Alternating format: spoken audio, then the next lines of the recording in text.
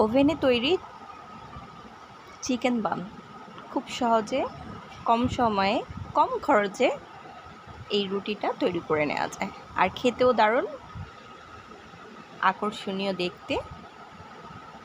তো ফলো করুন কিভাবে বানাচ্ছি।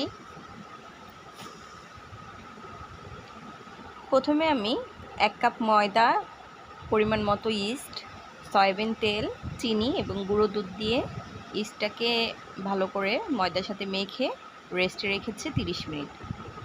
তো এভাবে দুইবার আমি ময়দাটাকে ডোটাকে আবারও সুন্দর করে নিব। এরপরে ডোটা কমপ্লিট হয়ে গেলে আমার চিকেনটা যে তৈরি করে রেখেছি সেটা বানের ভিতরে এইভাবে দিয়ে দিব। দেখেন খুব সহজ। এবার একটা ডিম ভেঙে সেটার যে কুসুমটা থাকবে, শুধুমাত্র কুসুমটাকে আমি বানের উপরে ব্রাশ করে দিয়েছি। আর এই কুসুমটা দেওয়ার মানে এটাই যে বানটা একটা সুন্দর কালার চলে আসে আর দেখতে সুন্দর মনে হয়, একেবারে দোকানের মতো বান দেখা যায় আর কি। চিকেন বানটা খেতেও দারুণ মজা, আর বাচ্চারা তো ভিতরে কিছু পেলে সেটা আরও বেশি ইন্টারেস্ট ফিল করে।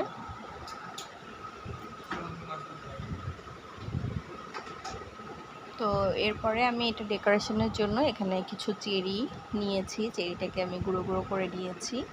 এটার উপরে চেরি দিয়ে আমি জাস্ট ডেকোরেশন করব যাতে দেখতে একটু সুন্দর লাগে। আর চেরিটা আমার মেয়েটা একটু পছন্দ করে। এখন চেরি দিয়ে জাস্ট সাজিয়ে আমি ওভেনটাকে প্রিহিট করে নিয়েছি। 10 মিনিটের মতো প্রিহিট করব।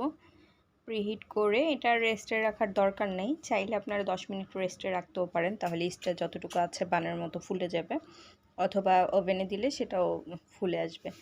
তো এই তো দেখলেন প্রিহিট করা ওভেনটাতে আমি আমার বানের রেডি করা যে বানটা ট্রেটা দিয়েছি, আর টাইমিংটা দিয়েছি। প্রথমেই আমি একসাথে টাইমিং দিব না, কারণ আমার মনে থাকে না যে আসলে বানটা কোন টাইমের মধ্যে রেডি হবে। সো আমি এরপরে আবারও টাইমটা বাড়িয়ে দিয়েছিলাম, যদি না হয় একটু টাইম বাড়িয়ে দিবেন।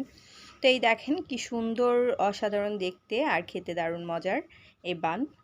আর বানটা দেখিয়ে নিলাম আপনাদের কাছে, যে ভিতরে চিকেনের পুর দেওয়া আছে, আর এখানে চাইলে চিজও ইউজ করতে পারেন ভিতরে, দেখতেও আকর্ষণীয় হবে, খেতেও মজা হবে। ভালো থাকবেন। আসসালামু আলাইকুম। আল্লাহ হাফেজ।